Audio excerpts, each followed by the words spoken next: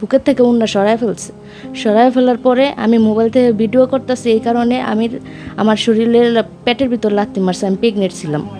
নারায়ণগঞ্জের রূপগঞ্জে মাদক সেবনে বাধা দেওয়ায় এক অন্তঃসত্ত্বা নারীর উপর হামলার ঘটনা ঘটেছে।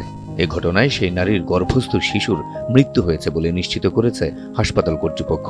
গেল 16 এপ্রিল বৃহস্পতিবার বিকেল 5টার দিকে উপজেলার কায়েতপাড়া ইউনিয়নের চনপাড়া পুনর্বাসন কেন্দ্রের 3 নং ওয়ার্ড এলাকায় এ ঘটনা ঘটে। ঘটনার বর্ণনা দিয়ে সন্তান হত্যার বিচার চাইলেন ভুক্তভোগী নারী। এখন চনপাড়া থাকি না, এলাকার পরিস্থিতি ভালো না, পরিবেশ ভালো না, এই জন্য আমরা এলাকার বাইরে থাকি। তো আমরা সেদিন বৃহস্পতিবার দিন এলাকায় গেছি বাড়িঘর দেখতে। তো আমার খালা যা দেখছে যে ওখানে মাদক খাইতেছে, আমির, বসির, নয়ন, তারপর রশিদ ওরা। তো আমি এই কারণে আমার খালা বাধা দেওয়ার কারণে আমার খালার বুকের থেকে উন্না সরায় ফেলছে। সরায় ফেলার পরে আমি মোবাইল থেকে ভিডিও করতেছি, এই কারণে আমার শরীরের পেটের ভিতর লাথি মারছে। আমি প্রেগনেন্ট ছিলাম। মোবাইল নিয়ে গেছে হাতের থেকে। তারপর ওরা সবাই মিলে যে কজন ছিল ওইখানে 4 জন, ওই 4 জনে আমার গায়ে হাত তুলছে। আমি অজ্ঞান হয়ে গেছি। রক্তপাত শুরু হয়েছে, ওইখান থেকে সবাই ধরাধরি করে আমাকে সাবাসপুর নিয়ে গেছে।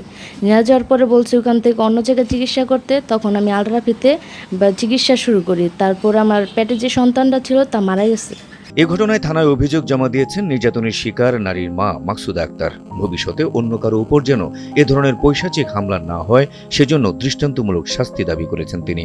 এরকম যে আমাদের করছে আরেকজনের যে না করতে পারে, এম করতে করতে ওরা মনে করেন আরও দিনে আর শ্বাস বেড়ে যেতেছে, আর হুমকি দিতে আসছে যেন আমরা রাস্তা আর না বাইরে কোনো জায়গায় বিচার করছে না দেয়। মাননীয় প্রধানমন্ত্রীর কাছে আমার একটাই আবেদন, জানি এটার বিচার হয়। আমি শুধু একটাই কথা, যে আমার সন্তান যারা হত্যা করছে আমি ওটার বিচার চাই। তবে এমন অভিযোগ পুরোপুরি অস্বীকার করেছেন অভিযুক্তরা। বলছেন মিথ্যে অভিযোগ দিয়ে তাদের ফাঁসানোর চেষ্টা করা হচ্ছে। আমার লাইফে আমি কোনোদিন মাদক কি জিনিস বলতে পারি না। আর মাদক সেবন তো দূরের কথা, আমার লাইফে আমার নামে কোনো লাল কালি দাগ নেই, আমাদের নামে কোনো লাল কালি দাগ নেই। তো আমাদের বিরুদ্ধে কেন অভিযোগ করলো এটা তো আমরা সঠিক বলতে পারি না। উনি যে অভিযোগ করছে উনি ওনার শ্বশুরের অভিযোগ বলতে হবে, ওনার শ্বশুরের নামে। কিন্তু আমরা তো এটার আগেও যাই না, মাতো যাই না, আমরা তো কবরস্থানের ভিতরে ছিলাম, দেখতেছি ভালো বড়ের কাজ দেখতেছি। অভিযোগ পাওয়ার কথা স্বীকার করে রূপগঞ্জ থানার অফিসার ইনচার্জ AHM সালাউদ্দিন জানালেন, তদন্ত করে অতি দ্রুত আইনগত ব্যবস্থা গ্রহণ করা হবে। আমরা এই বিষয়টা এরকম একটা অভিযোগ পেয়েছি আজকে কিছুক্ষণ আগে। আমরা বিষয়টা সংক্রান্ত আমরা একটু প্রাথমিক ইনকোয়ারি দিয়ে এটা যথাযথ আইনানুগ ব্যবস্থা গ্রহণ করব। আমরা এটার আইনানুগ যে পরবর্তী পদক্ষেপ এটা অতি দ্রুত এটার আইনগত পদক্ষেপ আমরা গ্রহণ করব। অন্তঃসত্ত্বা নারীর উপর এমন অমানবিক হামলার ঘটনাটি এলাকায় চাঞ্চল্যের সৃষ্টি করেছে।